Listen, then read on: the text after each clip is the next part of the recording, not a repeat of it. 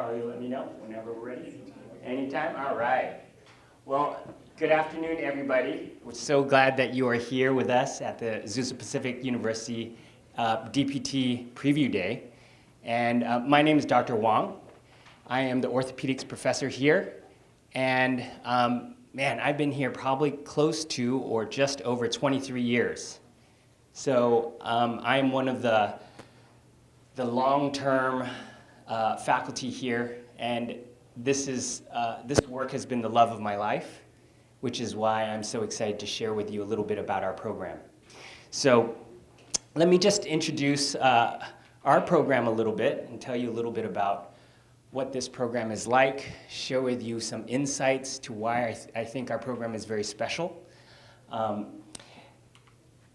As you can see, our university is a Christian university, but you don't have to be a Christian to come here. You just need to know that all of us faculty are Christian. And in various forms, in various ways, we bring our faith into our teaching, into our clinical practice, and then we invite you to bring your belief into your clinical practice, right? My job as a professor of orthopedics is to teach you how to help people with all kinds of different pains, different disabilities, and help them recover, right? Athletes, people who work in different forms. So God first is the motto of this department and this university. So one of the unique things about our program is that over time, one of the parents asked me, will you remember all of our names? Over time, we make a point to try to get to know every one of the students, because we are very invested in helping you transform into highly trained clinicians who can help people. So today, more than ever, in the healthcare environment, it demands that we are good at what we do. Patients need us more than ever. And so beyond just teaching you the basics and hoping that everything will come together in the clinic, we do many things within this program to ensure that as you are learning new things, we're helping you integrate it, right? Instead of just saying, hey, I'm gonna show you what a hammer is, and a saw, and nails, and sandpaper, instead of just showing you the tools and hoping you'll figure it out later, which is very typical, we ensure that together we are building together in the classroom. We're gonna build a house. And I'm going to show you how to use those tools and how you use different tools for different problems. All of that clinical reasoning is what makes a clinician different from a technician. A technician says, someone tells the technician, please use this ultrasound on this person's knee. You don't really have to know why, just do it. The clinician says, you're swollen. I'm going to use ultrasound with this setting to try to reduce the swelling. And then you have limited mobility. Your knee is stuck after a total knee replacement. I'm going to use mobilizations and stretches to try to restore your mobility. That's the decision making that you'll be taught, right? That's what you want to come for, is to become a decision maker so that you can care for people.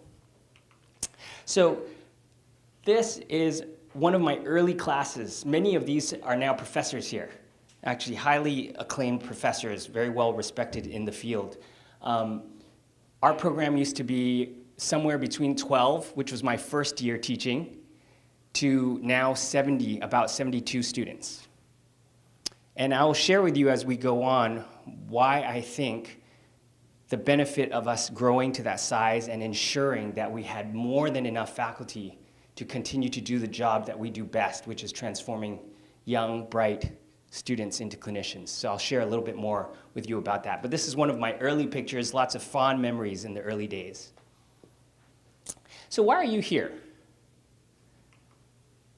There are so many flavors of DPT programs in Southern California alone. Some are more expensive, some are not as expensive. All are going to cost you 3 years of your life, pretty much, right? So how do you know which one to go to? What program will fit me best? My hope is to just share from you from an insider view, along with some of the students who will come and share with you, allow you to ask questions. You'll have to take everything I say with a grain of salt, but just know that I've been here for 23 years because I have found a place where we can do our job best, where we are supported at this university. We're given some of the best things. We are not snuck away in some back part of the university. We have the newest building. We have the newest equipment because we are a premier program here. And all of the faculty as well that I've worked with over all these years are the coolest, most caring, and brilliant people that I've had a chance to work with. So I just want you to know, please make yourselves at home. Come on in. There's seats, and we can kind of spread out a little bit. So you're here to get a taste, and my hope is to help you get a little taste of what this program is like, and for you to ask a little of the students as well. What is it that this program's like for you? What did you like? What didn't you like? Okay? You'll never find the perfect program. This is a very, very good program. So doctorate programs do not cost 99 cents per scoop. Remember, some of you remember ice cream, Thrifty's ice cream back then.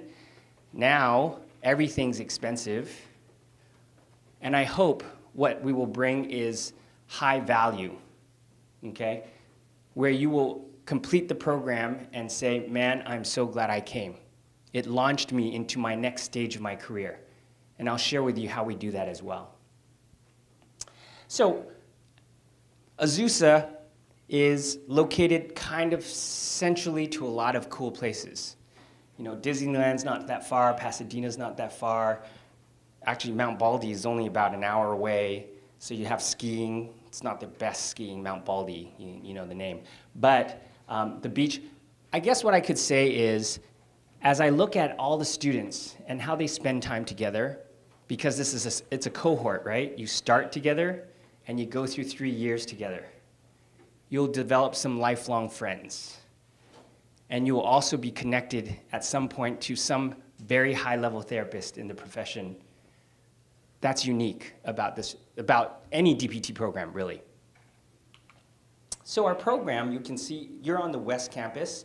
There's an east campus. This is the newer side of the campus. And we have, in the DPT department, the newest part of the whole university really has been built out for the DPT department. So this is the Felix Event Center. On occasional Fridays after lab, all of us students and faculty are in there playing basketball, hanging out, exercising together. Usually between class for me ends Friday at 6. This is 23 years of finishing Friday at 6. And I looked forward to every single Friday because we could work and study together, and then we would go play together. Okay, so this is the Duke Academic Complex on the other side, just on the other side of this building. Some of you might have come in through this way. This is the library, the Darling Library.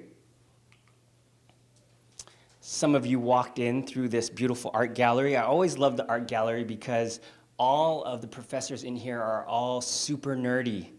And all we do is generate numbers and do research about pain. To see creativity in its different forms is always such a beautiful thing. So I always love walking in through this gallery and seeing all these creative things. And it's really, I think of every student who walks into this program as a blank slate in which a masterpiece is waiting to be created.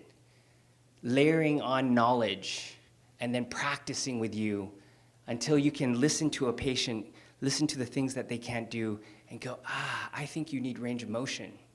Oh, it sounds like you need strength. Or, oh, you need balance training, right? You're just listening to what people say they can't do. It's simple as that. And then you're teasing out, what are the elements of human movement that you need me to help you with? That's PT in its nutshell. In the front here, towards the front of Felix Event Center, you have this prayer wall. Sometimes the students go out there for lunch. What's APU like? So APU is really a small university with some actually larger university experiences. Right next to us is the theater. So sometimes after class, I will go with my family and we'll watch theater, enjoy life together, right? The sports in different forms at different years, we've been very good at sports. So this is Brian Clay, one of our alumni, gold medalist, Beijing Olympics. And then we're also very well known for music too. So that oftentimes there's lots of really cool musical things that you can enjoy. Sometimes they'll have musicians playing in the library at lunch, right? And the role of our mission in this Doctor of Physical Therapy program is really to serve, to support, and to nurture the students to become compassionate and excellent physical therapists. Okay? So beyond excellent is compassionate. One of your greatest attributes will be to be kind and to be caring. That almost in and of itself brings huge therapeutic value. So we hope that we bring that to the table, much more than just the skill sets. Does that make sense? Because who you are within the medical system as a soft interface between the insurance and then the patient who has a need, there's you in the middle, providing the service, fighting for their needs, helping them recover over time. It's a very unique place to be. And laced within that, the great physical therapist will be compassionate and kind, and then skilled on top of that, right? So all of that has to come together, and we hope to grow that in you. And all the professors are like that. So who are the faculty? I know this is an old photo, but I have such fond memories of this group, don't you? Department of Physical Therapy faculty are filled with really amazing people. Dr. Shore was one of my early faculty buddies. Her and I are probably the longest faculty, or maybe oldest at this point. She's the department overseer of both the PhD and the DPT program. Okay, so she's the chair of this entire program. And her specialty is in cardiopulmonary physical therapy. She now teaches largely in the PhD program, and she has a passion. She's deeply involved with free wheelchair missions, where they create wheelchairs that they distribute throughout the world to provide mobility for people. Oh. Let me go here. This, let me see. Oh, it's a little bit frozen. Hang on one second. There we go. This is Dr. Suecki. Dr. Suecki is an orthopedic specialist. He is a researcher in pain, very well respected in the profession, and is the director, actually, of the DPT program. So really cool, funny guy. Dr. Karam is the director of the PhD program, and she is very well respected in dance. Many times after school, she'll say, hey, I'm off to my tap class or my line dance. She's like famous in dance, in PT and rehab. So she is a very, very good researcher. Recently went to Ireland to present dance research that her, myself, and Dr. Patterson worked on, some movement analysis of dance, really cool stuff.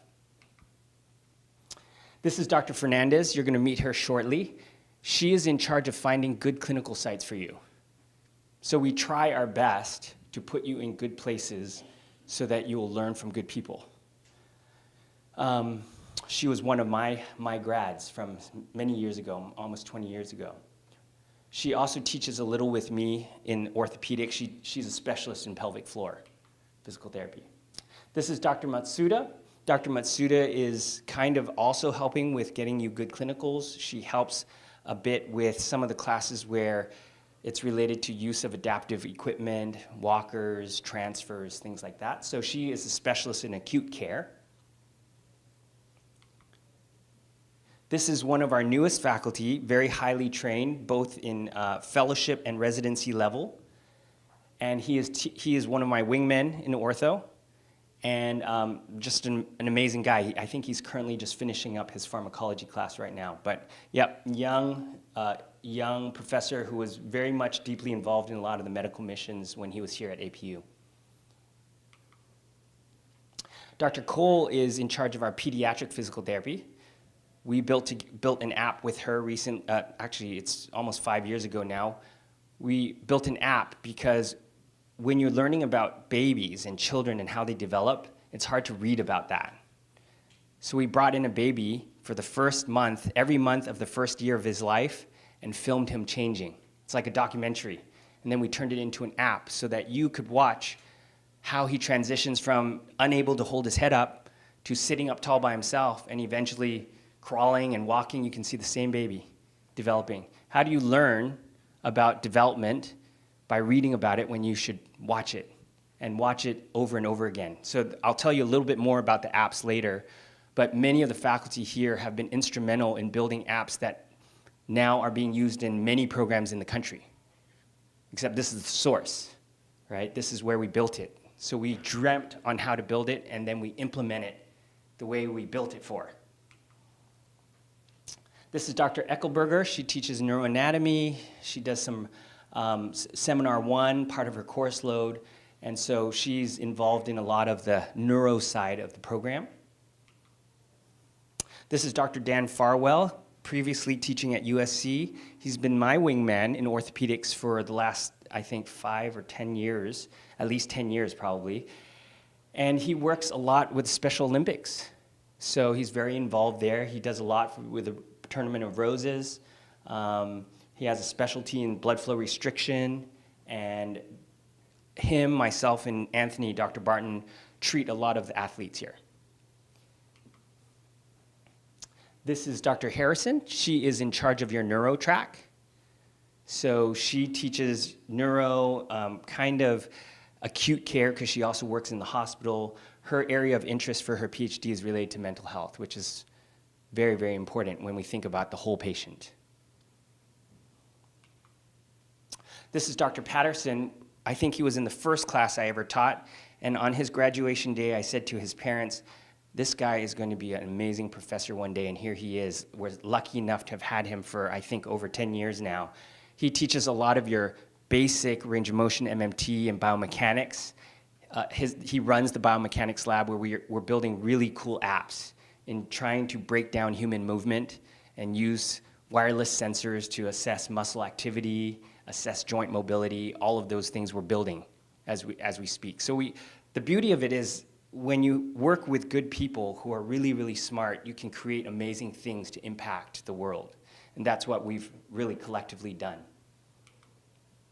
This is Dr. Tallman. She is in charge of gross anatomy when you come. So you'll spend a couple of semesters with her. Brilliant lady, great teacher.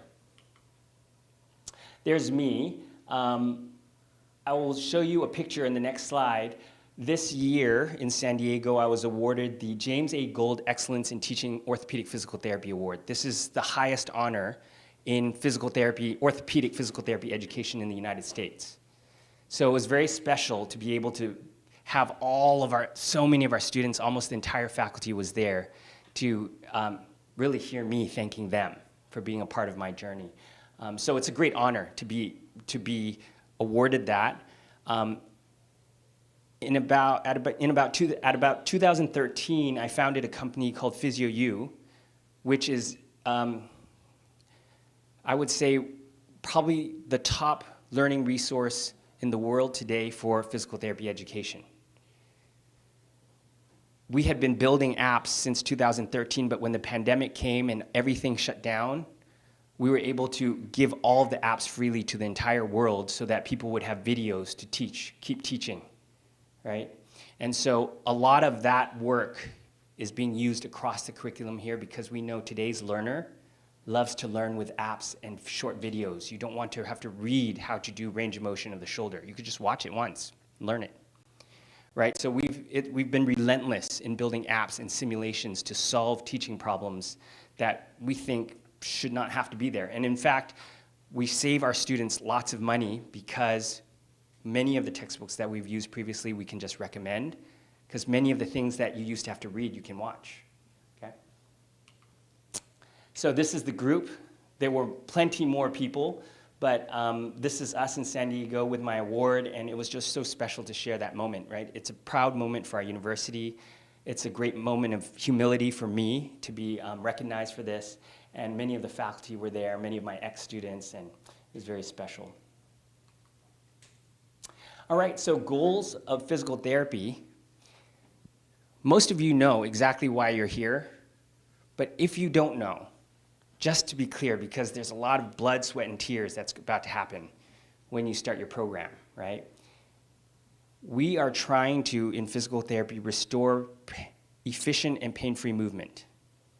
So if you think about someone who has had a stroke, they don't move efficiently anymore. They don't have enough range of motion sometimes. They have too much muscle tone or too little muscle tone. We know how to facilitate weak things. We know how to try to calm down things that are too tonic, too much tone in the muscles. We know how to restore range of motion. We know how to strengthen things. The goal in physical therapy is to try to improve and restore well-being and pain-free movement. So many of the things that you'll learn from me are analyzing when someone says, man, I'm having a hard time squatting. I'll ask the question, oh, I wonder if your knee's swollen. Let's check. Oh, there's no swelling, because if it was swollen, I have a bunch of things I can do, right? What kind of things could I do? Swollen knee. Ultrasound. Okay. Anybody?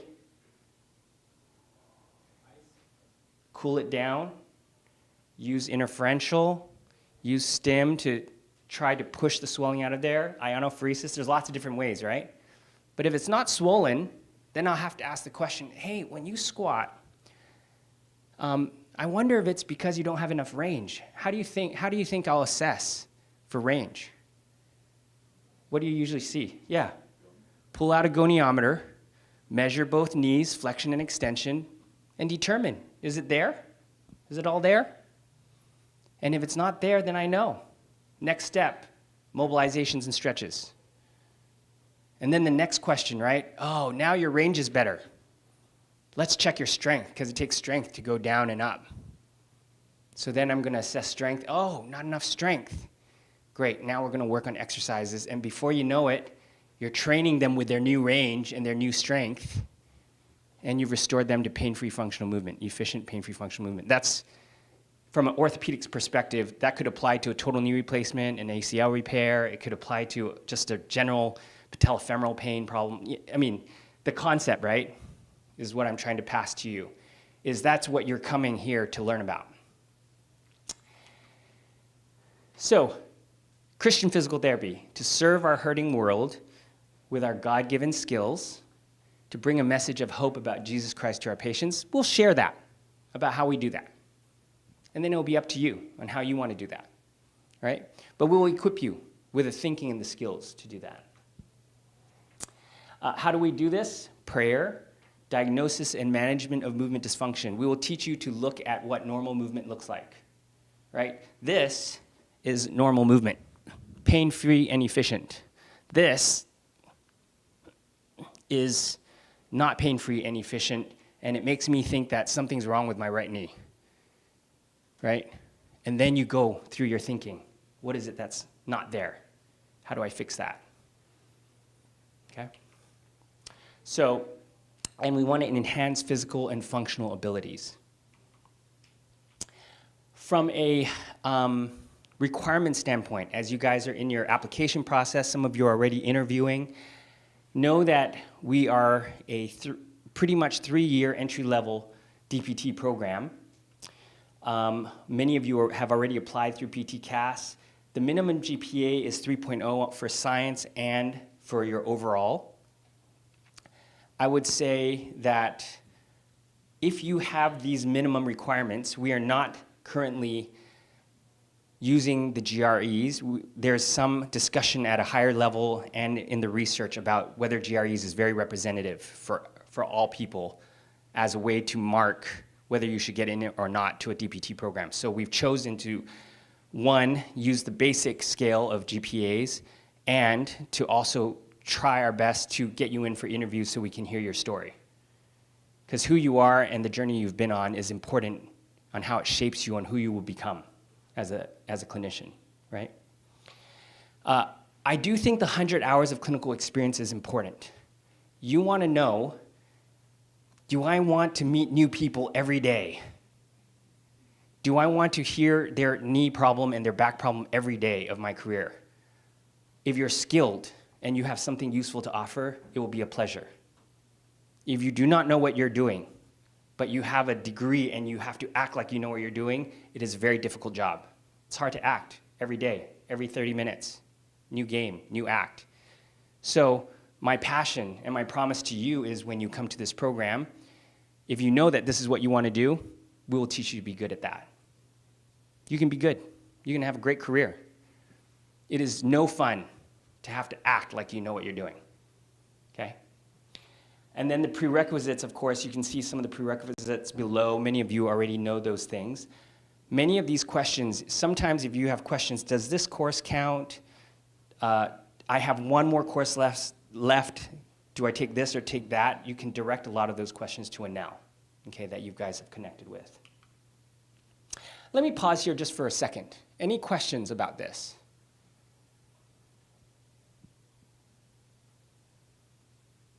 Okay, let me give you one couple of quick words of advice.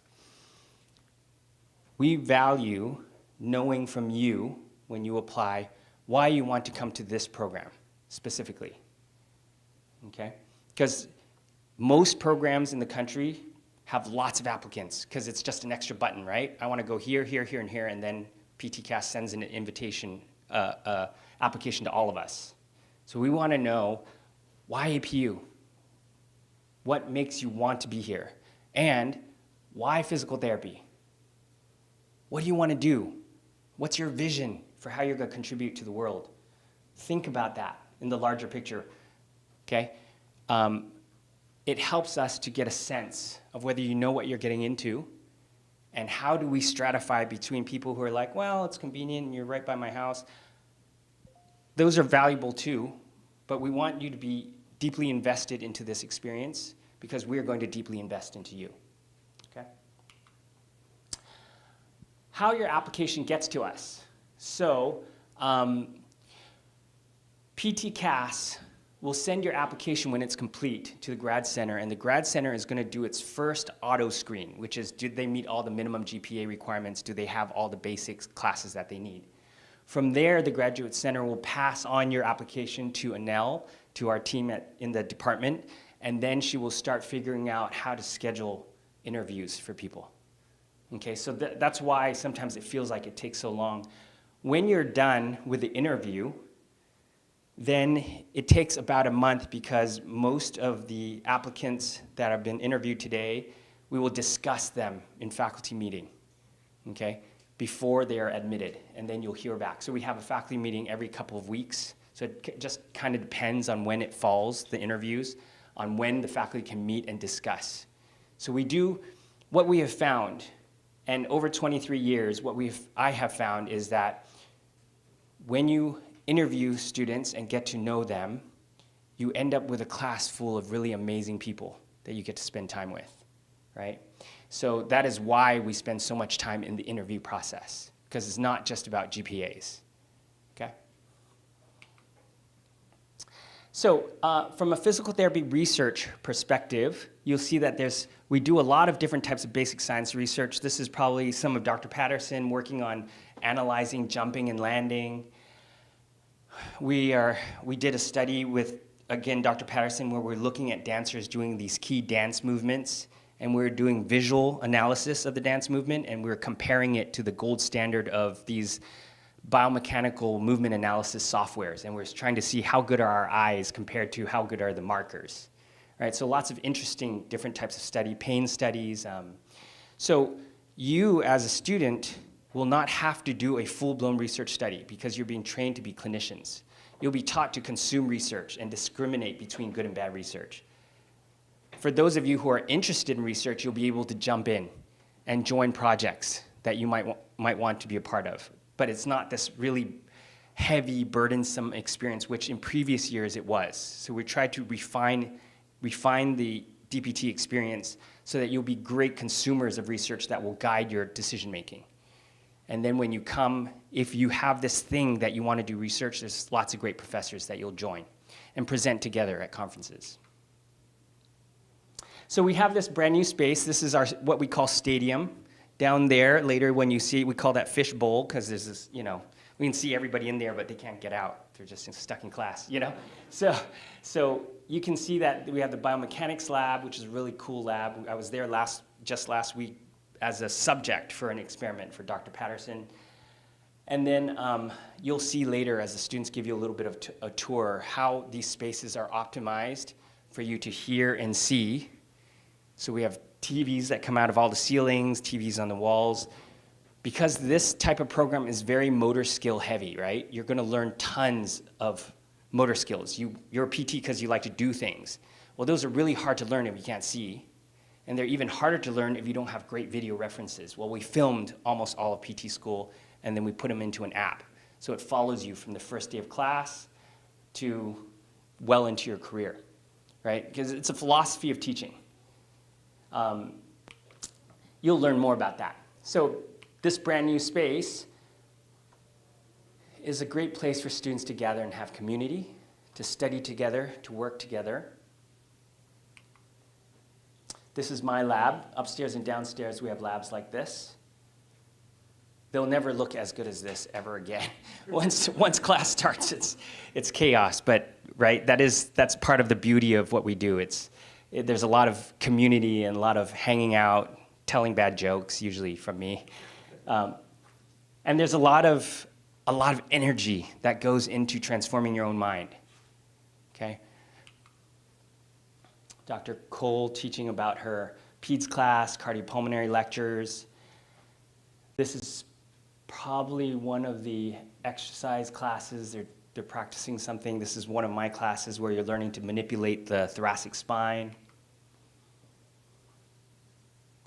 So there's a lot of cool, actually, group experiences where you're practicing a lot of what you're watching and learning about in the apps and reading about in the research. So it's really a heavy application type of profession. Here we also have, this was a period of time when we decided, you know what? The students need more help developing clinical reasoning. Let's build simulations for the students. So out of this program and out of PhysioU, we have built probably one of the largest libraries of simulations that help students to apply their knowledge. You can play the game to learn instead of wait till you get to the clinic and then try to figure it out on real patients. Because we think there's stepping stones. Make simple games and then harder games. And then from harder games, you deal with patients that are neither black or white, right? It's always gray in the clinic. Nothing is clear cut. But when you're first learning, it's useful to play clear cut games. Does that make sense? So you can build complex thought off of clarity on the simple things, but you cannot build complex thought on chaos. So we've spent a lot of time trying to figure out how do you make things click so that you can build an increasingly complex student. And then here are the labs. Here's us playing basketball in one of the upper labs. This is our sports day. You'll see later we have a video for you at the end of this day. And the sports day is really all three classes coming together. I regularly show up in a catch-up suit because they told me to wear red, so catch-up suit. You know, the classes are competing and playing with one another and getting to know one another, right? So you become part of this larger family. This is from way back in 2005, but this is the same area right in front of the university. We were probably playing ultimate frisbee there. This little guy is now 17, just started driving and has crashed my minivan at least once. So, all right, so our annual PT Sports Day, the classes have just grown and grown. Let me just talk about that grow and grow. Before we agreed to move, before we agreed to take on a new space, the university said, you have to grow. So he said, well, if we're gonna grow, that's great because instead of just training 30 great students, I can train 72 great students. I always believed we had one of the best programs. But in order to do that, we need a brand new space with the right equipment and we needed more faculty. We were not going to do it without enough faculty. And so they equipped us with as many faculty as we needed and as many helpers as I want. So we have tons of faculty floating around, all fellowship, residency trained people who are amazing people there to help you learn, right? So each class is a little bit different, but orthopedics, which is one of the mainstay classes, we have amazing, amazing faculty to help you, to develop you. So some of the different types of research that was previously done at the university. This is our dance study.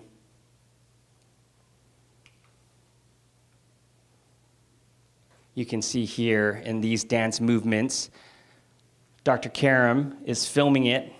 I'm filming it from this angle. And then we watch the video on the side and we have a checklist. Did they do this? Did they do this? Was their body upright? And then we have this 3D software that's the gold standard. So we're matching what we saw visually to the gold standard to see if we were reliable. Can we even see movement at that speed, right? So it's all kinds of interesting stuff. In general, PhysioU.health, PhysioU, is a company that we built because we knew that there was a need and there was a new generation of learners. You like to play with what you learn, so we built games. You like to be quizzed so that you know what you know instead of just stuffing in more into your mind, so we built online quizzes for you. You want to see videos of techniques before you came to class, we filmed them all. You want to see how patients, right now we're filming a bunch of neuro patients and how they move, how they dress, how they cook, so you'll have a picture in your mind of how these different neurologic conditions affect human movement, right? So we're doing all of these projects to try to make your learning easier and better and to make faculty be able to do their jobs better, okay? So PhysioU, all of you will have it as part of your learning. So there's tons of all of these apps, all of these games. The bulk of the PT program has an app associated to it, a library of things that you're going to need to know, but it's all in your pocket. Okay? Any comments or questions about this? Okay, good. We're constantly building, I'll tell you, constantly filming and building. So you can be rest assured that the way you learn now is heavily shaped not by just whatever we had, right? Textbooks, articles. It's actually shaped by your need and what we can build. Okay, so we're very focused on trying to help you get better by leveraging technology in any way that we can. We've built virtual reality gait analysis games for you to play so that you could test your ability to analyze movement. So why our program? It's a Christ-centered education. There's a close-knit family environment. You know, our classrooms are not here and then our offices up the hill. Our classrooms are here and we are there, right? So when you need us, you'll find us. Okay, none of us are rushing to get out of class. Usually it's my wife and children who are like, where are you? I'm like, I'm in class, having the time of my life, right? So our tuition costs are very competitive among the private schools. Small class sizes, reasonably small class sizes, especially because we split the labs up often, and then you have plenty of faculty circling around you. Clinical courses are coordinated and taught by core instructors. This is one key thing for you to think about, though you may not know or understand it. A course like orthopedics can be broken up into many different pieces and can be led by many different people, which means you have to deal with different philosophies and different teaching styles and different testing styles. But the core courses are taught by and led by one guy.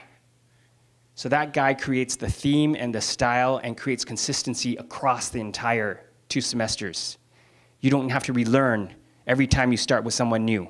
The philosophy is one, right? Driven by a guy who builds apps on clinical practice guidelines. So I think that's valuable for you to think about, which is when we have these series of courses, who's the lead? Does that lead influence the courses all the way through? That minimizes the trauma of trying to learn new styles of teaching and testing every time you start a new topic, or sometimes within the same topic, you're being taught by different philosophies and styles. Does that make sense? It's hard to know when you're in it, besides the experience, the anxiety of dealing with that. But from a curricular design standpoint, it makes a lot of sense to have key courses driven by the key person, okay? And then development of new technology for learning. We do start in January, okay? So we have state-of-the-art equipment, good research opportunities, great faculty that we work with. state-of-the-art teaching methods and styles. You're working with award-winning faculty. Residency and fellowship style mentoring. So almost all of my co-instructors are all residency and faculty trained and also teach in residencies and fellowships, residencies and fellowships. So you're getting the high-end clinical education built into your entry-level education. So you have a lot of experiential learning when you're in this program. This is just a final couple of comments about where do you head after your DPT degree. Many of my students, I recommend that they move on into residency and fellowship. It's like a rocket ship to becoming an expert. You'll be among a very small select group of highly trained clinical specialists. You could learn it on your own over time, but you could also get paid to learn it with mentorship of specialists and be a resident and a fellow, and now you're fellowship trained in 2 years, you're done. And in many cases, the residencies and fellowships pay you as well or better than you would have made money in the private setting, okay? So many of our students end up moving on into fellowships, sports fellowships, spine fellowships, manual therapy fellowships. This is what I did, manual therapy fellowship. And you know, there's a lot of different places that you can go, but I always recommend it to our students because it's so much more fun when you're great at what you do. So it's not just about school, it's really about leading a purposeful life for others. So let me take a moment and just open it up for comments or questions. Any comments or questions? Feel free. I mean, this is a time for you to come and share. Yes? Back to the residency slide. Sure. Can you explain what those numbers meant? Oh, yeah. These were just number of students that have gone through residencies and fellowships. Where does the plus be? Oh, 12 plus 11. Let's see. Oh, I've just been adding on year after year. Yeah. So, I mean, at this point, we've had even more than that. I think the point that I wanted to make was it is a part of the culture that I try to promote. And many of my faculty are faculty in the fellowships, so they are also, it's your interview. You're a great student, they talk about you when your application goes in.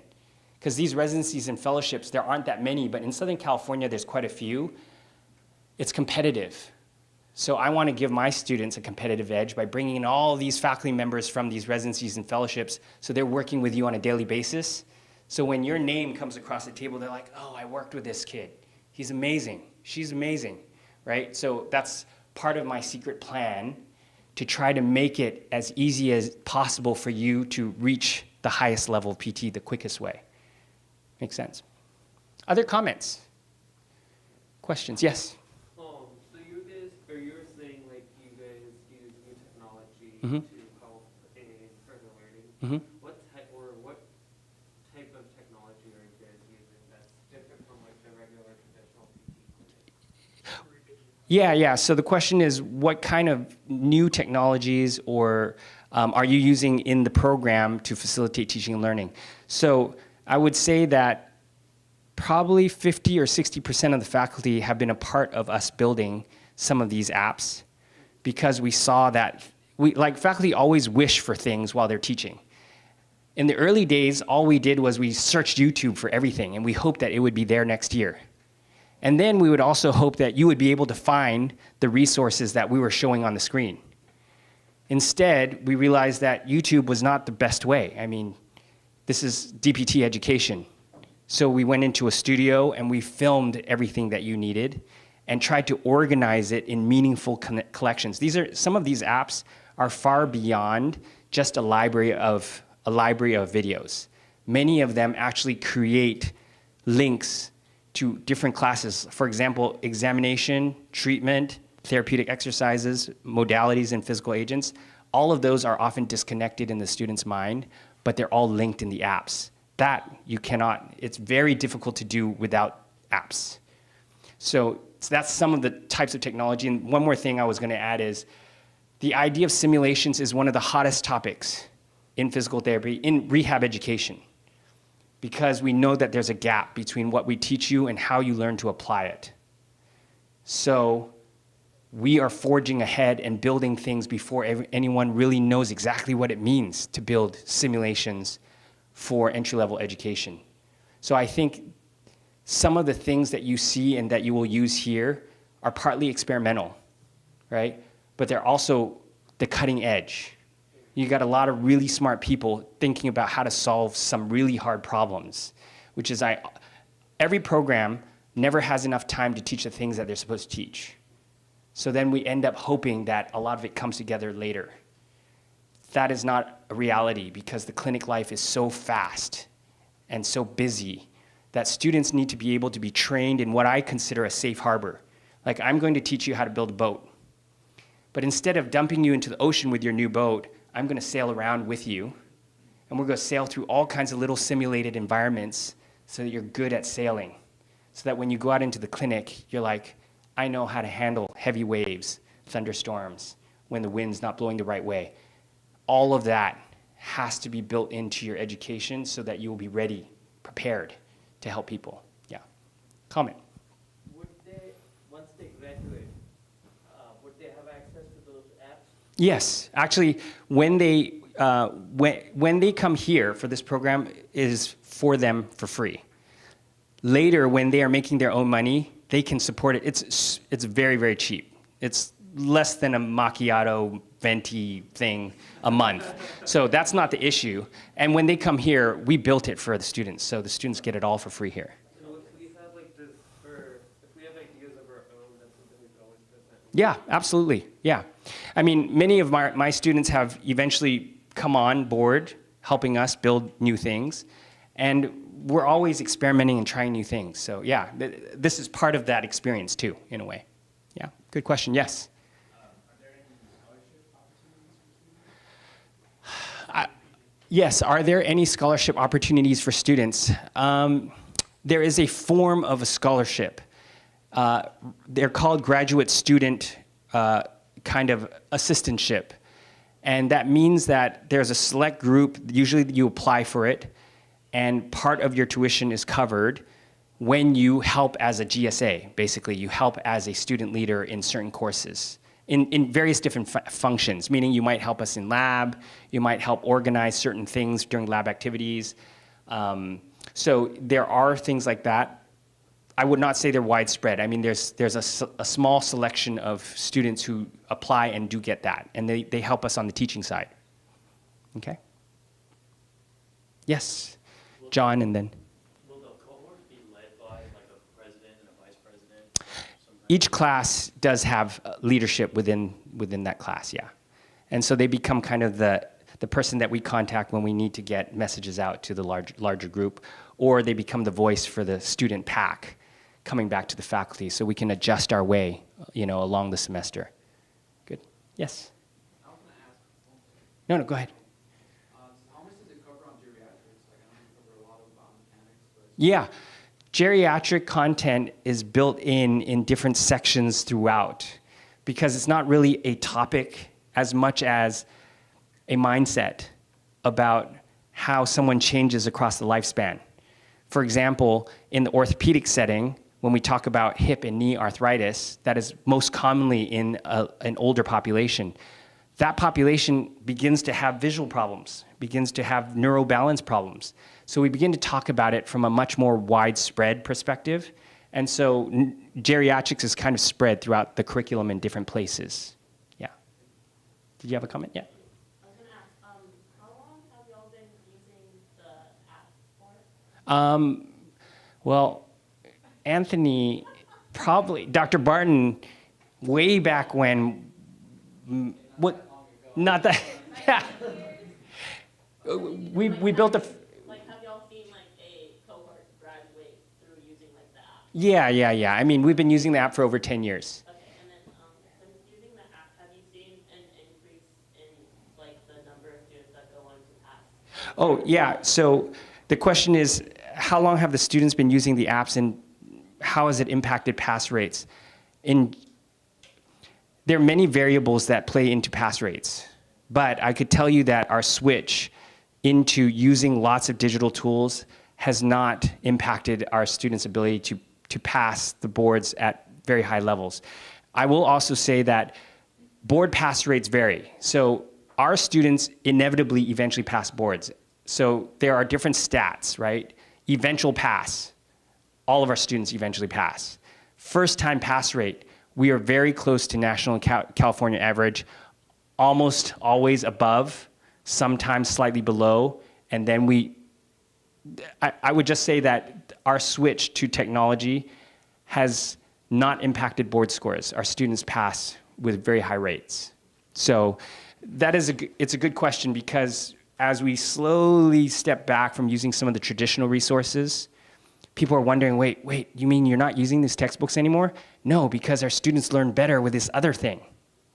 And if you don't see any major dip in your pass rates, then you know that actually you made the transition and saved the students money, and they're way happier learning that way, right? So there's some recently published articles talking about how people had used PhysioU during the pandemic to help students prepare for labs. They watched all these videos, and 90% of the students were like, yes, that's way better than showing up to lab and seeing the technique for the first time.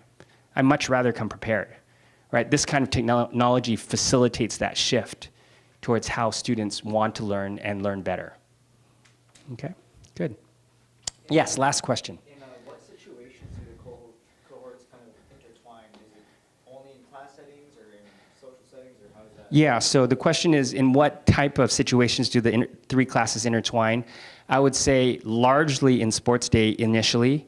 We do have some kind of big brother, big sister, little sister activities in the early parts of the program.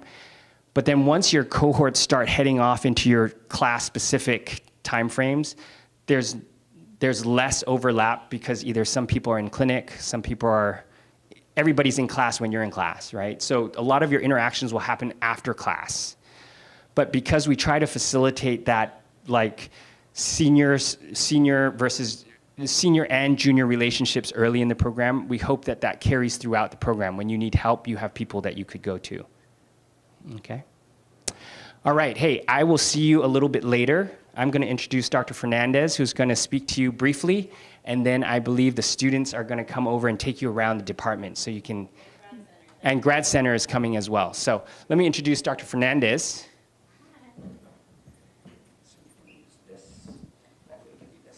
I gotta use both? You gotta use both. One's for the camera, one's for the room. What's for the camera? This is for the camera, this is for the room. So Oh, I'll put this on for you. I'm gonna put it on. I'm never good with these things.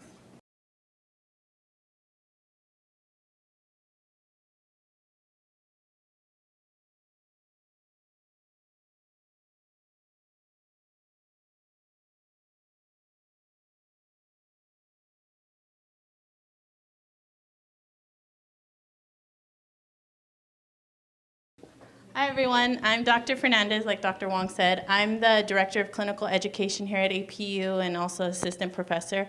I'm also alumni, so this was my orthopedic teacher way back when. So during your time here, you'll do 3 clinical rotations. The current layout is you would do your first 8-week rotation the summer of your 2nd year, and then you do 2 12-week rotations in your 3rd year, one at the beginning and one at the end. There's a lot of factors that play into clinical rotations, as far as what you need to see across the lifespan, continuum of care, things like that, as well as there's standards that all of the programs follow as far as like when we can solicit spots, how we solicit spots.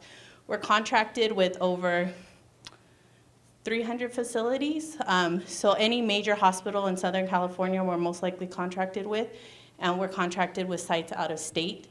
A contract needs to be established before you can go to any facility. So you don't have me officially for a class until the end of your 2nd year before you go out onto your first rotation. But you'll meet with me and Dr. Grace Matsuda and Cindy Sevilla. We're the team that puts all the clinical rotations together in your 1st year. And that's just where we talk about where you can live, where you would like to go for a clinical rotation, if you had a request, things like that. And then we'll meet towards the fall of your 1st year to talk about health requirements. So there's still a lot of health requirements for clinical rotations depending on setting and site. Hospital-based usually require everything, so all your vaccines, COVID is hit or miss. We keep you all up to date as best we can on those standards. So those are rules and things that are put in by the clinic that we just have to abide by at this time. But that's kind of the layout of the land for clinical rotations. And so, any questions about that stuff? In regards to scholarship, there's also what's called an IAC scholarship. So APU is part of a Southern California consortium with all the other PT programs in the area. And they do a scholarship once a year. There's the Gwenda scholarship through APU and the Kathy Shimashura scholarship that we also have as well. So there's different application processes that can occur. Usually essay, things like that are here. And then there's also outside scholarships that we let you guys know of if anything comes up. Any questions? Nothing? All right, well, thanks for coming. Grad Center should be here in a little bit, so I'll see if they're here. They'll talk to you about registration, financial aid, things like that. So while we're waiting, actually, I'll take that. You'll look for Kelsey Yeah. and Jorge. I'll go look for Grad Center. Okay. So while we're waiting, more questions, more thoughts, comments, things that I can answer for you as someone who's taught here.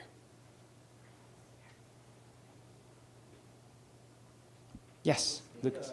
What's the workload balance, to be honest, in regards to possibly having a part-time job as a student? Sure. So the question is, what is the workload balance? Is it possible to have a part-time job? I would say probably not. Meaning once you're here, it's going to be really busy.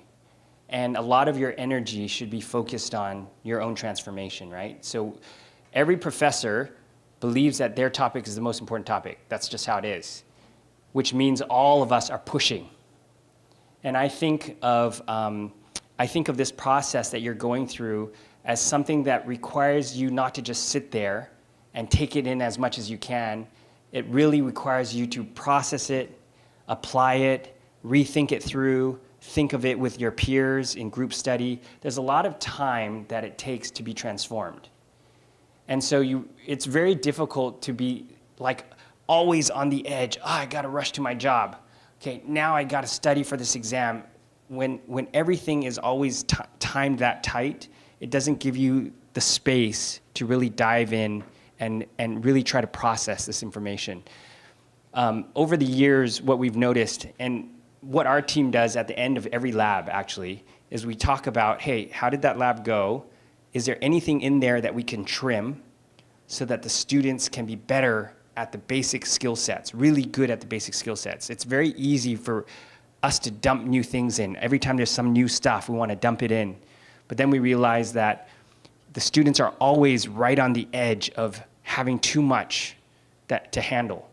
So it's very important to walk that balance. And so my advice for you is, we do have students that commute from quite far. Some of them live in Orange County. Some of them live somewhere up, towards, I think, Malibu, up that way, or Thousand Oaks. Those are hours in traffic when you could be processing and studying with your classmates. It's not easy. I mean, the students have done it. It can be done.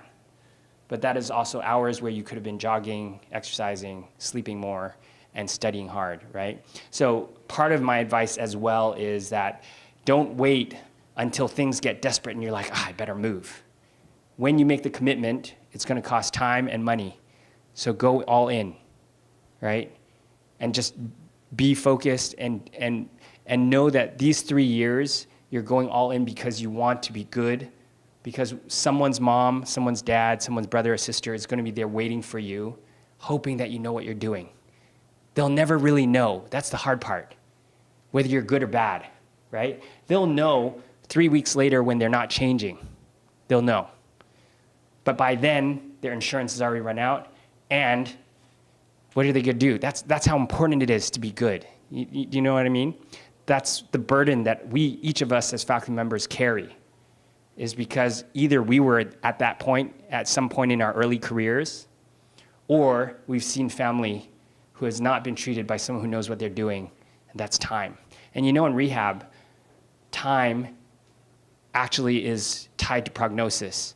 If you don't treat someone's knee that's stiff in the early phases of post-knee replacement, 3 weeks later, the thing is hard as cement. You had a window to move that knee because the healing tissue was soft and malleable. You miss the window, the guy's stuck. That's how important it is to know what you're doing. Okay? Other comments? Questions? Yes, and then we'll come to here. In terms of volunteer hours, I know it says 100 hours, Mhm. but is there like a certain amount of like clinical settings that you should be? Good question. Yeah. So related to the volunteer hours, is there a fixed number per setting? There's no fixed number. I just want you to know what you're getting into. It's not easy right now to get into hospitals. Ever since COVID, it's very difficult to volunteer at random places. But I do think you should get into I think it's a really valuable experience because that little bit of context, experiencing what it's like, the few moments when you saw the stroke patient who now can walk because of what you guys did together, they carry you through the tough times and they give you like meaning that drives you during the tough times in the program, right? And also, it helps you to begin to get a sense like, oh, this is what the work environment's like, right? This is how good and bad therapists interact with people. Like all of that experience is so helpful when you're finally here to get down and dirty and to start putting in the work. So my advice to you is spend some time, if possible. If you are interested in peds, go find a peds place and experience it a little bit. Because later, when you're doing your clinicals here, it's a little bit higher stakes, right? You kind of have to choose, am I gonna go neuro or I'm gonna go peds? You don't get to do neuro, peds, acute care, ortho. Sometimes you have to choose. So if you kind of have this inkling like, ooh, I'd always want to work with kids, I want to see what that's like, go find some place to experience it, you know? And again, it'll help shape your thoughts before it becomes more high stakes where you're like, oh, I really wish I'd done peds, but only neuro is open. But if you just pushed a little bit harder with Dr. Fernandez and you said, I really want to do peds, they will work really hard to find you a spot. But usually it's a mix. Neuro covers kinds of peds, acute care neuro, outpatient neuro, and they try to find a decent place for you. But if you have this knack for where you want to go, it helps. So, yes. So since you guys started in January, what's your guys' like cutoff for like registration and candidates? We wish that we have filled the class by early December because people need time to move. But I would say that we have taken students as late as the weekend before class starts because sometimes people drop out. People are like, oh, I got in somewhere else. Or part of my job today, honestly, is if you become a great fit for the program from the interview perspective, we want you to choose APU because you want this experience. And then part of my job here as a guy who's been teaching here for a long time is to promise that you will be transformed. There's nobody that leaves my class. Some students did not leave my class last semester because sometimes we have to hold the line because someone's mom or dad or brother or sister is dependent on you to make good decisions. Sometimes students cannot do that. So it's a very tough decision, but it's an important decision for any place that holds a standard, right? So we want to make sure that when you come here, you want to be here and you're ready to work. And then we're going to be working with you all the way through. Okay? Other comments, questions? Yes? Yes, it's dependent. For example, during the pandemic, all mission trips kind of stopped. But Dr. Barton went on several where the students would go to, the question was, are mission trips available for students to go on? It varies every year. It varies every year. I think in the last couple of years there hasn't been because of all the health things going on. And the need is always there. It's whether it's safe or practical for our students to go, So in some cases, they've gone to New Guinea, they've gone to Vietnam, they've gone to Kenya, and really instead of doing home health, they do hut health. They go from hut to hut, right? And they basically try to provide physical therapy services and train the available people to help do some of that work. So it will vary. I would not count on it as the main reason why you would come here, but you should certainly ask if you do come here because there's always need.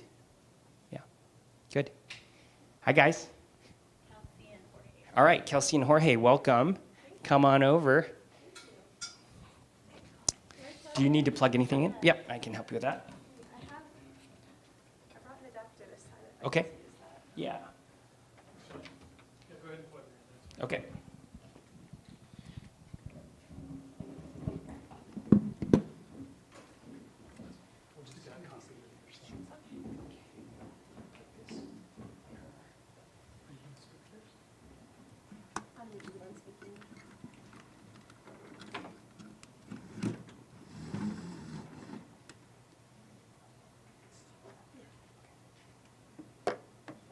So you'll have two mics. This will go from the room. And Andrew's feeding the stream.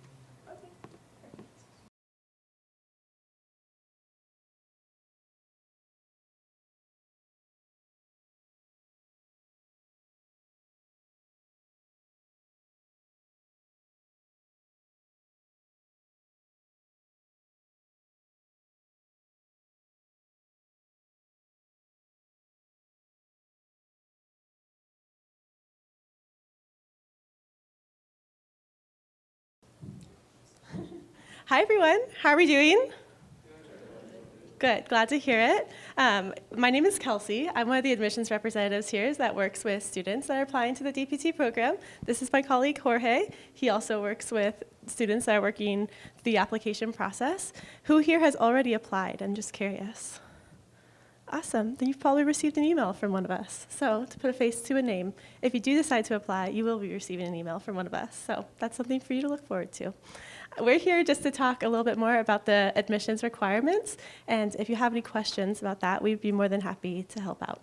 So we're going to talk about the admissions requirements and about financial aid just briefly. To be honest, when it comes to financial aid, we won't be able to go in detail about that, but our student accounts department would be happy to talk with students about that. But they primarily start working with students through financial aid if they're admitted into the program. So that's just something to keep in mind. But I'll go over the basics, and then if you have any questions about that, I'm happy to help out as well. So these are the admissions requirements for the program.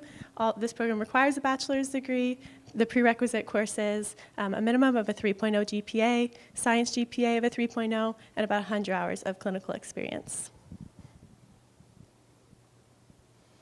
Other requirements, you will be applying through PT-CAS. Is everyone familiar with PT-CAS? Perfect. So if it links from our website to PT-CAS, that's okay. That's where you want to be. You can fill out the application there. And pretty much everything is done through PT-CAS. You'll upload transcripts. You'll upload all the documentation. And then after you go through that whole process is when the application gets sent over to us. And then we'll start working with you through that process. You will, upload official transcripts, and then you'll need 3 letters of recommendation. And again, that'll all be through PT-CAS. So you can upload those letters, include contact information, and PT-CAS should be able to walk you through that as well. These are just a list of the prerequisite classes. If you have specific questions about if the classes that you've taken are considered transferable for the prerequisites, that's a great question for Anel. Anel is the admissions coordinator for the DPT program. So if you have questions about like the specific classes, like does my statistics class plug in and transfer for the requirements, that's something that Anel could help out with. You're welcome to email her. Or if you don't have her contact information and you have mine, you're welcome to email me and we can forward, or Jorge, and we can forward that over to Anel and she can answer that more specifically. If you'd like to start the application, you can scan this QR code.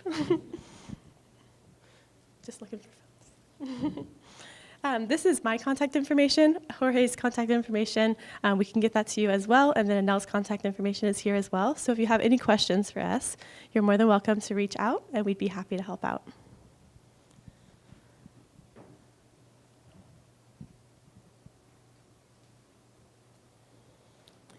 So a little bit about financial aid. The program, the DPT program, is 124 units, and the unit cost is about $935. So the cost per unit, or the cost for the program, if you just multiply the cost per unit multiplied by the number of units, is about $115,940.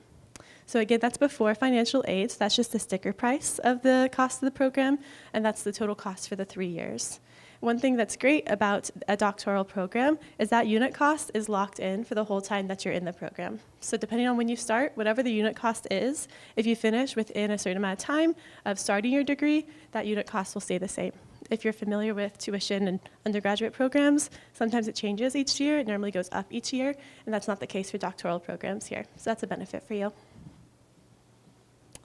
So different financial aid options. You're welcome to look into different scholarships, federal loans, military and veteran benefits. If you do qualify for military and veteran benefits, we have a military and veterans benefits education department on campus, and they'd be happy to work with you to see how we can plug those benefits in to your tuition.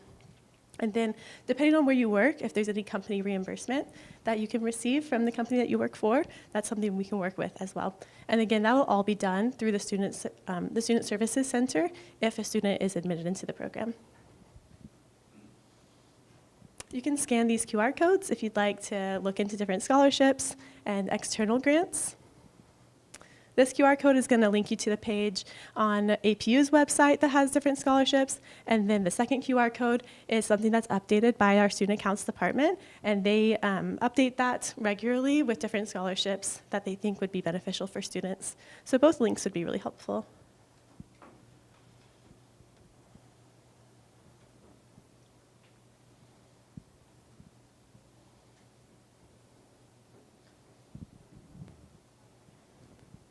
So the way that you can receive financial aid is first you need to be fully admitted into the program. So by applying through PTCAS and going through that process, you can complete the FAFSA online.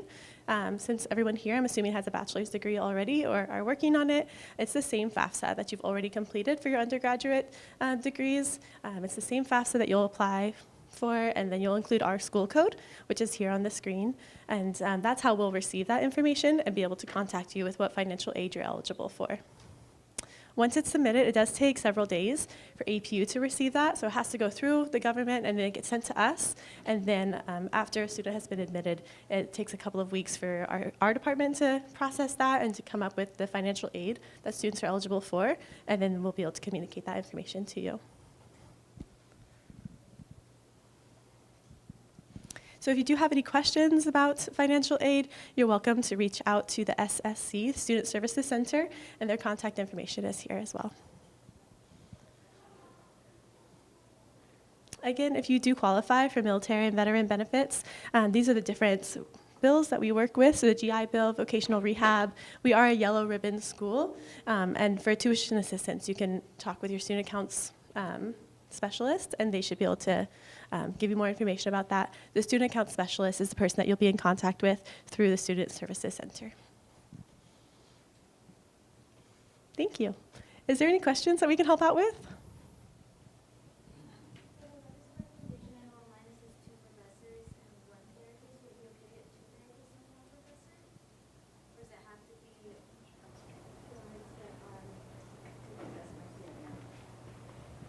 Yeah, so the question was, when it comes to recommendation letters, that it's 2 faculty and 1 therapist, is it okay to have 2 therapists and 1 faculty? I would double check with Anel. I would say it's worth asking. I mean, those are subjective calls in general. But yeah, I would ask Anel. I think we've heard that question before, and I think it's been okay, but yeah, definitely good to check with Anel. Any other questions we can help out with?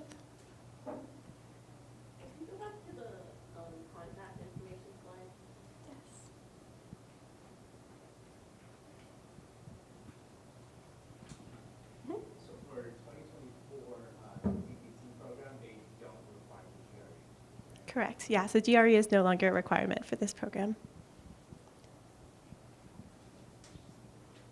Does that in any way boost your application or hurt it at all, or is it just not into play at all? So the first question was, is GREs going to be considered for the 2024 cohort? right? And it is not going to be part of the calculation. It used to be. And then does it impact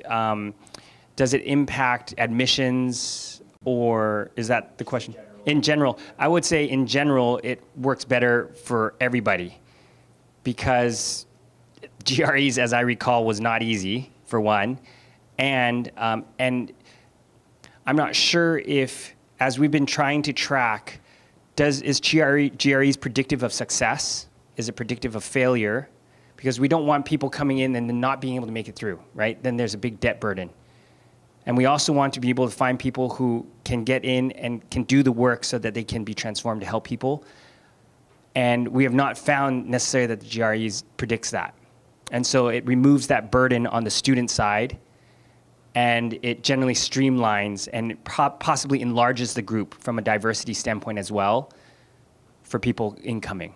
So this is, I'm part of the admissions committee. We've been talking about this a lot, and this is what we've decided to do for the foreseeable future. Anything else we can help out with? I graduated in 2020. A couple of my professors actually left the department for kinesiology. Could I still use their reference if they were to help? The question was if a recommendation can still be used if the professor is no longer working for the school. Yes, I would say that can be, since they know you as a student. That's what they're trying to determine, is get a professional opinion of how you were as a student.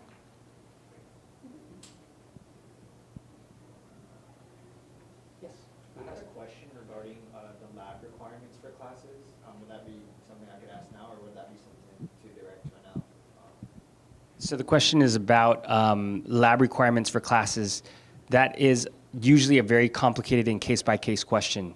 Does this class lab count, and is this acceptable as a lab class? So again, those are questions that usually someone like you would bring up to Anel, and then Anel will touch base with the admissions team. And then sometimes we have to go back into people's graduate catalog or to figure out what is that class, how much did it involve, is it considered an upper level or lower level? So it's complicated. I would ask Anel if you have questions about that. Okay, let's make some time to go see what the department's like. We're going to bring in some of the students who just finished class this morning. Thank you so much for being here. We're going to, you want to tell people what you're going to do?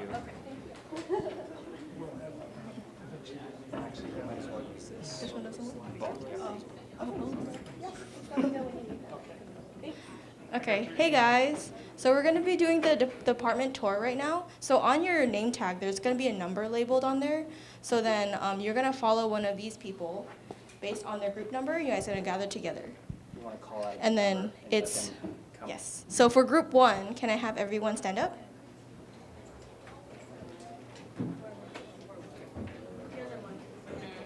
And then the group 1 leaders, can you guys raise your hand so they can see?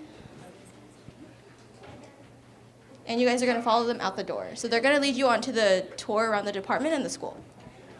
When the tour is done, we're all going to be back here because there will be a student Q&A and a short video for you as we close out.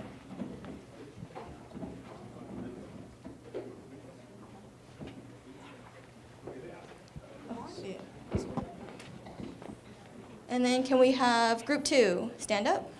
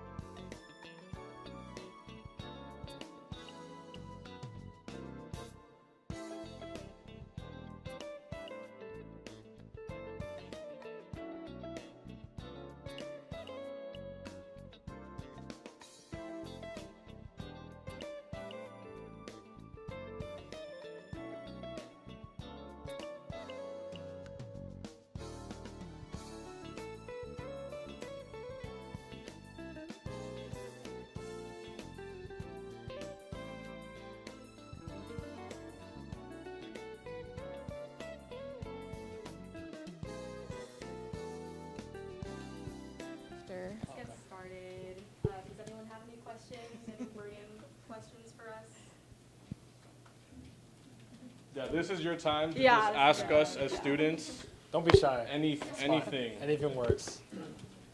What's the longest commute from I'll just answer this. Brazil? I think the longest right now is like an hour. This girl, right Yeah. Oh, yeah. Okay, so the question was, what's the longest commute? So I'm currently commuting from West LA near like Santa Monica, Venice, Culver City. So it's about 40 miles. So I drive 80 miles every day. But I do it for school. So it's about like, I try to leave within, normal so that the traffic isn't too heavy, but it'll take me about an hour. And then I'll stay here and study so that it's about an hour back. Yeah. Yep. Has that negatively impacted you in any way in school? So the question was, has it negatively impacted me in any way? At first, I was pretty nervous about that. I wasn't sure if I was going to be able to continue commuting every day. But I think, honestly, like I have a strong support system, and I'm here studying, so it hasn't really negatively affected me. I feel like I've gotten used to the drive, so I think it's doable.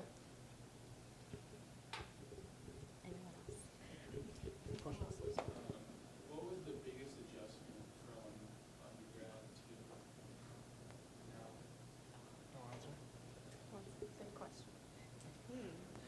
now? So the question was the biggest adjustment from like college or before grad school to grad school. I think for me personally was just adapting to the volume and just the sheer workload that you're expected to maintain on a regular basis. So I remember like first week of school, we have like first day of school, we have a few lectures, and then the very next week, we have a quiz on a ton of material. I go home like stressed out, like I was like, I don't know what I'm doing. But I think adapting to the amount of workload, and also it's a constant process of relearning how to study, unlearning old habits, learning new habits. From a lot of the people that I've talked to in our class, especially throughout the first semester, their study habits were constantly changing. And you eventually will find a system that works for you. And it's important to recognize that your system will be different from everyone else's, right? So stick to what works for you, right? Collaborate when necessary. And just remember that it's a constant learning process in the classroom, but also like for yourself as a student. And that will carry on to how you'll be as a future clinician as well. So. Can I answer that? So I think my biggest adjustment, I think for undergrad for me, it was just, you're not going to have the same people every class. And so for grad school, you're going to have the same people in every class. And I think the most challenging part for me was comparing myself to other people.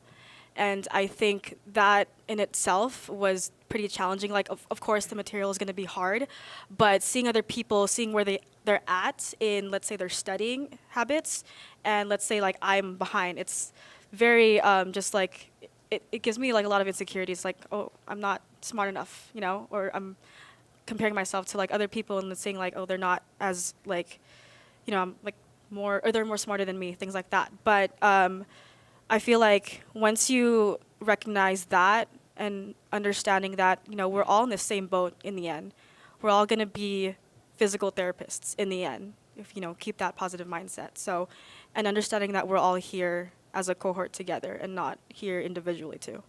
Yeah.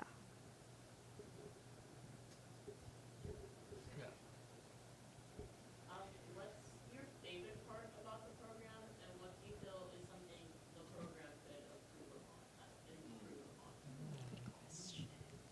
Good question. I have. Ask. Oh, okay. So the question was, this is the same thing, right? Yeah. Okay. So the question was, what's something we enjoy about the program, and what is something that we can improve on? So from what I've enjoyed so far from the program, just these past 6 months, is that, well, of course, if you enjoy physical therapy for what it is, and I'm sure like you've all have gone through some kind of volunteering or some kind of experience, or just like someone has told you about it, like you all are on a specific mission to get to where you are today, which is good. And I think that's one big thing that really drives you to enjoy the program for what it is. Another big thing is the cohort. So I think especially for us, we have a fairly big size, like around 75. And that for us, we're able to just really enjoy the variety of the people and like just our own backgrounds. Like everyone here came from a different setting. Everyone came here from different experiences, but yeah, we're able to share that kind of experience together and able to help one another grow in that way. Not just as therapists, but as people, which is a big thing. Something that I think we can improve on within our, I guess, APU is that I think we do have certain kinds of limitations in regards to like maybe like the technology that we have or certain things like that. But I think something that really makes up for it is that in reality, as a physical therapist, yeah, like the like bells and whistles are really nice. But realistically, as a therapist, you're going to be using what? Your hands, your eyes, and the way that you converse with people. And I think for us, especially with APU, they teach you that very well. And just in regards of how we talk with our patients and how we treat our patients, how we're able to analyze gait movements. And especially with things like PhysioU and the professor and the faculty here, I think they excel at what they do really well.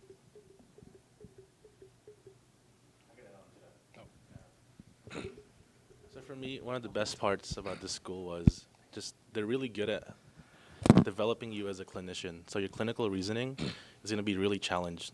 For me, that was first challenge when it was a clinical skills 1, because yeah, it's easy to learn just the amount of the material, because we could all do that. We're all here for a reason. We could get good grades. But what differentiates a good clinician from a great one is you have to kind of imagine the scenario in your head. You have to like picture, you have to like imagine the picture and then how that applies to the patient. And that I think is what they really excel at. And the professors here are really good at explaining. For me, one of my favorite ones was Dr. P. He's just really good. Like, if you guys ask him, I asked so many questions in that class, and yeah, it was great. One thing they could improve on is, again, with any school, there's always going to be drawbacks. But as Matt said, we're a pretty big cohort, and so we often have to like share the lab material, like limited time. But again, because we have so much time outside, like you could always spend like from 4 to like 9 p.m., which me and Isabel do, like just studying, even at midnight. Yeah. I think like what Ron mentioned too about like every school having their strengths and weaknesses. I think regardless of whatever program you consider, what I think APU does a great job at is providing you with the resources, right? They're not going to spoon feed you everything that you need, right? They have the resources here. They're very, very well connected. And ultimately, it's up to you to utilize the resources that they have. Like, for example, the building itself, the faculty are great. Our professors are some of the best in the PT world.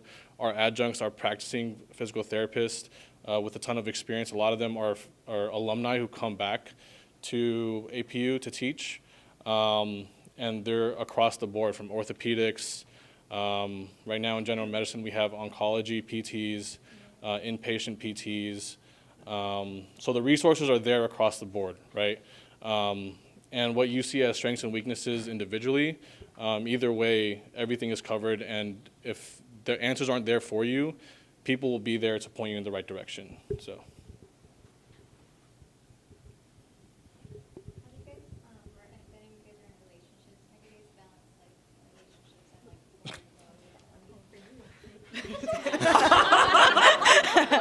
Okay, so I'm actually, the question was, how do you balance relationships with the workload in school? So I'm actually in a long distance relationship, and my partner is up north. And surprisingly, I've seen him more times this year than I have in the past 4 years that we've been dating. So it's all up to you how you manage your time. In the beginning stages of like PT, of course, it was kind of tough, but through time, you'll learn like when is the best time to study and when you're gonna give yourself a break. And if you are smart enough about your time management, you'll be able to see your partner or whoever you want to on the weekends. You'll definitely have more time than you think. Like, at first I thought like, okay, goodbye friends, goodbye family. I'm never going to see you again. I'm going to be only in PT school, but you'll definitely have that time to see your family and friends. So yeah. I could also touch on that. So I think my story is kind of interesting because my partner right now is actually a third year in this program, and we're both from up north. And when she started school a couple years ago, I was still back home working, trying to get into PT school as well. And so there was a two-year timeline of us being long distance, and obviously that's an adjustment in itself, right? So us learning how to be apart, her learning how to balance school on top of being in a long distance relationship, me the same. And when I started school here in January, that in itself was another transition, right? But luckily I had her to kind of go off of in terms of how to go about starting school and balancing. But I think the biggest thing was just learning to communicate, right? Because how she studies is way different than how I study, right? How she decompresses is very different from how I decompress. And finding times in which we can, still do what we have to do, right? Take care of what we have to do, but at the end of the day, still come together, or on the weekends do what we can do together, and finding that balance, right? And like working together as a team. So. Oh, actually, I could touch upon it too. I forgot. No, like I didn't forget I was like dating, but I forgot I have a say. But anyways, so for my situation, me and my girlfriend, we started dating like last year.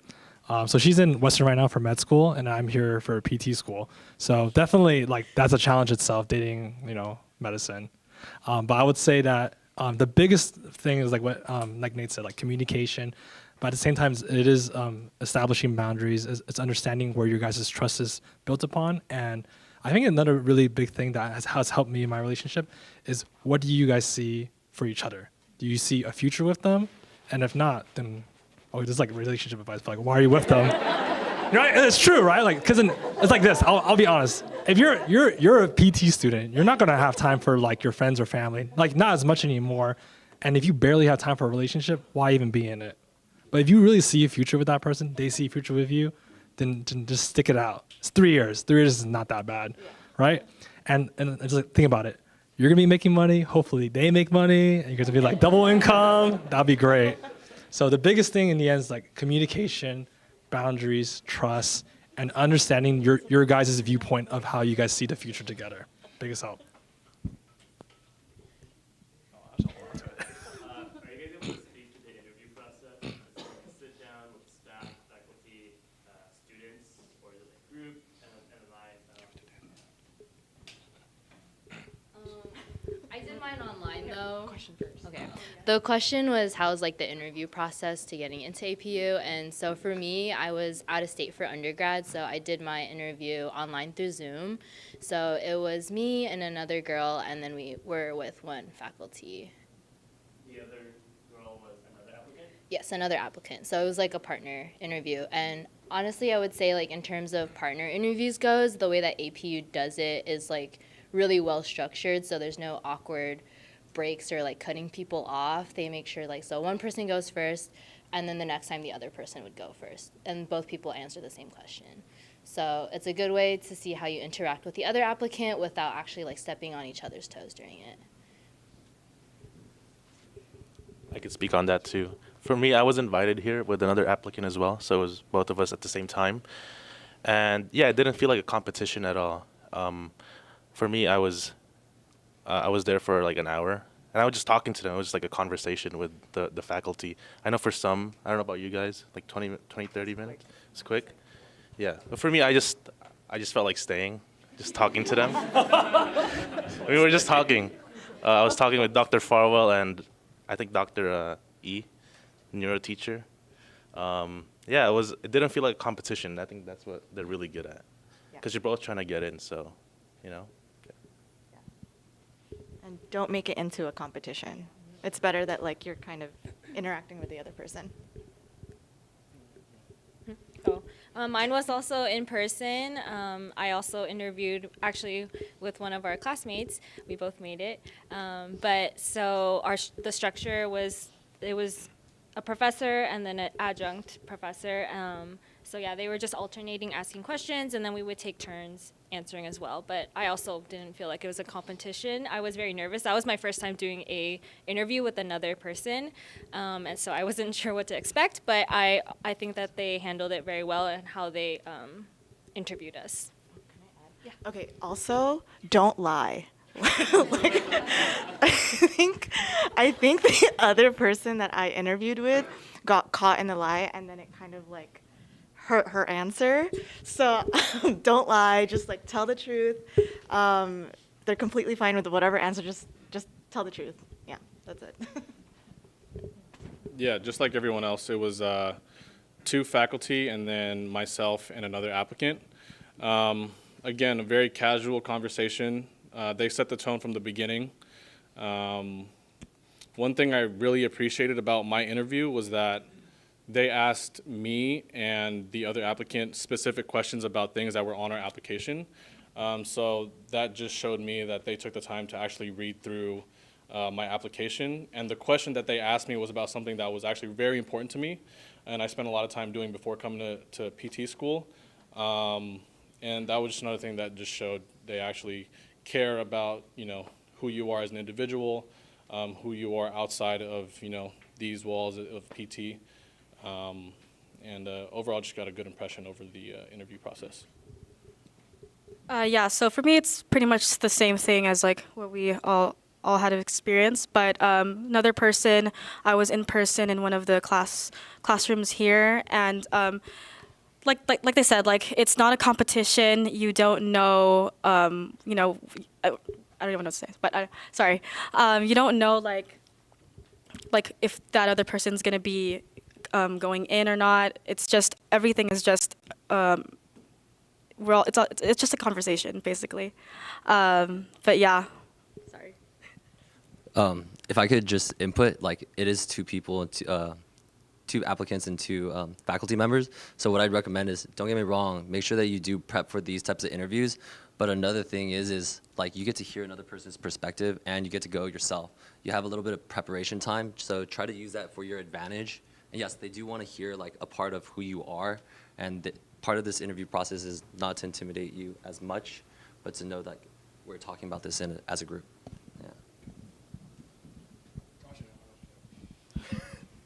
So actually, for my interview, I was the only one. I think everyone else was like they had like a buddy, but I was the only one, and I had the director of the program. So everyone made it sound really easygoing, but like mine was like I felt it was kind of intense. But I think in the end, like they really cared about like who I was as a person and just just talking. I think it was something that was really cool that like stuck out to me. It was like they asked me how I de-stressed and what were my outlets. So if it was like family or like my friends or like my girlfriend or like my hobbies, like I built Legos, like that was a big hobby for me too. But I think it's cool because they want to get really interpersonal of who you are as a person, which I think is a big emphasis on this program here.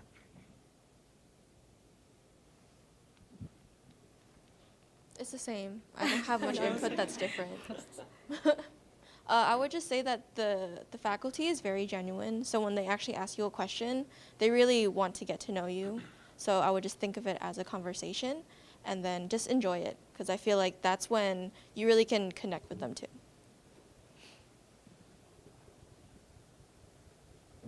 Any other questions? Are there any people in your cohort that also work? I know they said that it's not really a whole lot of time for it. Is it like possible? Yeah, so the question is if you worked during the program. I do, yeah. It is a lot. I mean, I feel like it depends on like where you're working, but I work once a week at my job. I feel like it's definitely doable. I know most people, I think some people in our cohort also work as well too. But just going back to like time managing is a big thing, and understanding that you're juggling, being in a program and also working as well. But just knowing what your priorities are.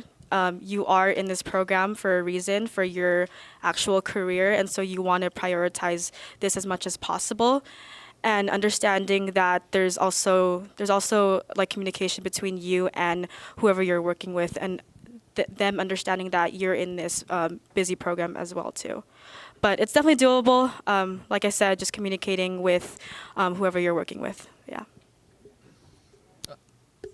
I'm not working right now, but I know I've talked to a couple of people who have worked, and they've told me that they've already have this good relationship with the company that they work for. So even if they take time off, or like if they can't work on a weekend, like it's okay for the company because they already built that relationship. So I think it's definitely easier to balance work and also school when you have that relationship with your company. Yeah. I'd like to add that like I'm working at a catering company right now, and what's nice is that I'm able to pick up shifts when they want. So when the events comes on and I do have time, so like during midterms I'm rejecting all of them, and then during my break I'm going to be accepting all of them. Yeah. But I'd also like to just tell you like this is your 3-year program for you to become a professional in your career, and not only that, you're going to be sticking with 70 people that I hope you love to be with every day. So as much as I want to say, oh yeah, be ambitious and go make that money, you'll make more money later and enjoy quality time with the people around you and being at school. That's deep. Any more questions? Any more questions?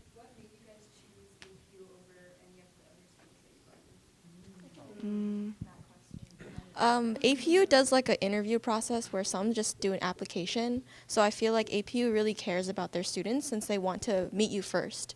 And then it didn't feel like a very formal interview where like I had to really have a structured explanation every time. Like it just felt like they wanted to get to know me, and it felt the most cared for in that situation. So I think out of all AP, like all other PT programs, not saying that I know what all of them are, but the ones that have interviews, I do actually like those more because it gives you a chance to really open yourself up and then really make an impression onto the faculty and also get to know them too. Because you see how they're like their personalities versus like a school that you don't know anything about versus just what they say online. So that's why I chose it. I could talk. Oh, go ahead, Mecca. Go go ahead. Okay. I think there should be a lot of factors when you decide to pick your program. And I like to go with the reason why like I was interested in this place first was their mission statement.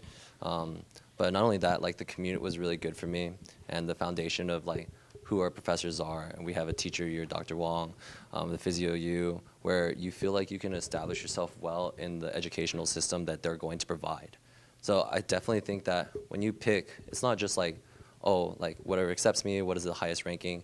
It's about like what they're going to teach you. And my biggest example would be like, I definitely wanted to be more ortho outpatient, and I know that the professors here do a good job on that compared to like another place where they're more like research oriented. Then I'd probably shy away from that because I don't like I prefer not to do research.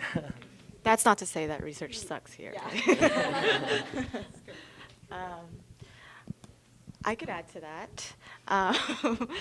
I chose APU mainly because of the physical therapists that I worked with. They were actually all APU alumni, and I just liked the way that they saw the patients. I noticed that other physical therapists that graduated from other schools, they have different values. And I noticed for the APU physical therapists, they really cared about the patients. And for me, that's like what I care most about. Like we didn't just treat just to treat and like, okay, you're good to go. Like I think a lot of the APU physical therapists I noticed, they took the extra step to understand and to like understand their emotions, understand the patients in a deeper level aside from their just physical injury. So yeah, that's the main reason why I chose APU. Okay, so for me, I had like oh sorry. Oh, sorry. Go ahead. I had a long criteria, but for me it was a cost, location, PT school, like I guess difficulty. It's all the same, and so connections and option to do research. So for me, like you do have cost. I think it's the cheapest private school in SoCal.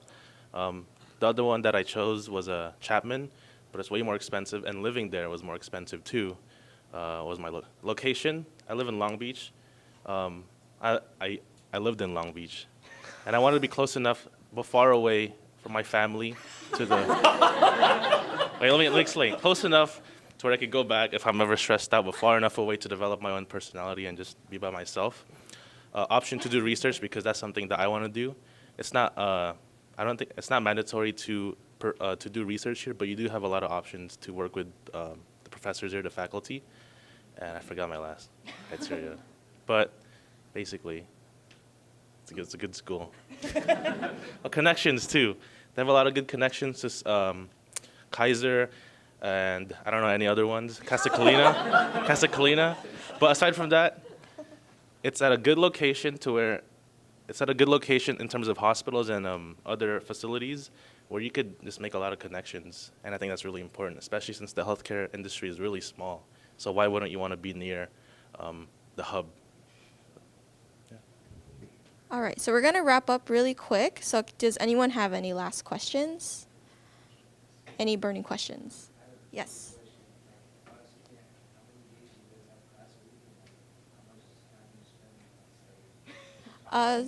So it depends on each year. So I would say typically your first year, you're going to have class like Monday through Friday. It depends if they do change it, but sometimes you are here from like 8 to like 4. 8 a.m. to 4 p.m. And then it could alternate between like Monday, Wednesday, Friday, and then like a Tuesday, Thursday class. So I would at least have in mind that you're going to be at school from Monday through Friday. And then for the studying, I think it depends on how you really study and how fast that you can absorb the information. For me, I take a long time to study. So for me, I can take like hours to study. But then once you get the flow of how you study and what classes are like for you, then you are able to manage your time better. Like for me, when I first started PT school, I would study all day. But the more that I was doing it, the more I realized like, oh, I don't have to be grinding 24/7. Like you have to give yourself some grace, or else you are going to burn out a lot faster than you like intend to. So just remember that, keep that in mind, where you are working hard, but sometimes you have to give yourself that break.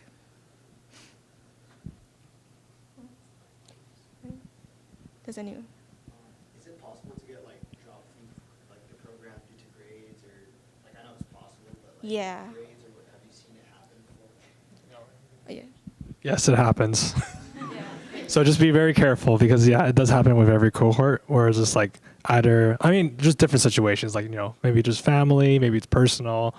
There's a lot of factors, but just know that as long as you put your heart towards it, as long as you put your whole dedication into your future and your career, I think you'll be A-okay. And then I would like to add for that question, if you're struggling, the professors and faculty are really accessible and open. So if you are struggling, you should let them know and they'll work with you into like maybe adjusting your studying habits or helping you with any questions like that. So they are very approachable. Yes. Okay. We'll do one more last question. Yeah. Going back to your first day of PT school, do you wish you studied a little bit before, or you were like good just going in? No. Just going blind. Yeah, I wouldn't study. Enjoy your last week's of free. Go to that vacation. Don't study. Just go live your life, because this is probably the last time. It's not that bad. No, like PT school's not that bad. You guys can all. Yes. So before we head out, we're going to show you a video, and then Dr. Wong's going to come in one last time to give you guys a closing statement.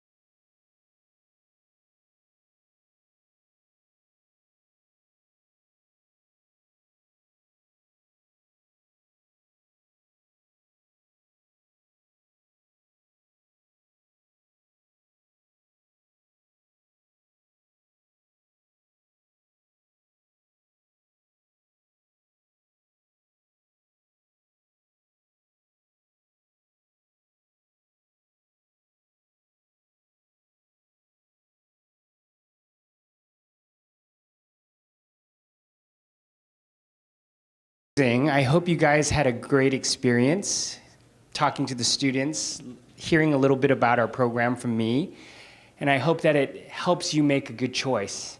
So I remember in the early days, many years ago, as I was applying to PT schools, it's hard to tell. It's hard to tell. They all will provide a degree at the end of 3 years. But I hope that this chance for you to speak to the students, to hear what it's like, for me to share a little bit and give you a glimpse and to meet me as a professor.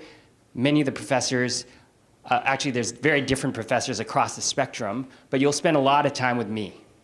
And I take it very seriously to help you become a great clinician. So I hope that that passes on to you, that you get a feel for our program. I'm really thankful for you guys taking the time to come visit our program as well. So I wish you the best, look forward to seeing your applications come in, and hope that we will be one of the choices, the choice that you'll make at APU. So thank you so much. Enjoy your 4th of July weekend, and I'll be here to take any questions if you have any questions. Thank you so much, you guys, for coming.